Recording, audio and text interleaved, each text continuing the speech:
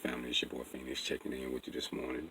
Just wanted to give you some game, man. I was sitting here thinking about how I have learned to transform my hustle from, selling drugs and doing street stuff to selling my time.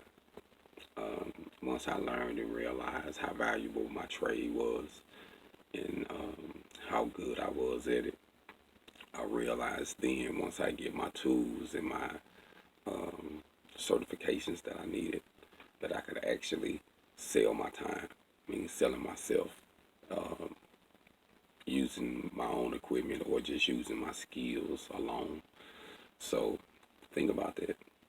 When you selling your time, you don't have no middleman, you don't have to re-up and buy new equipment, you're just selling your time. So the more you learn, the more valuable you are. And that's what I learned, man. I learned how to truly be a boss and sell my time. Because when I'm selling my time, I can also be selling a product. But my product that I'm selling, it takes money for me to make that and to keep it going. But my time, I can sell my time first to get the money I need to build the products I need to be financially stable. Hold on.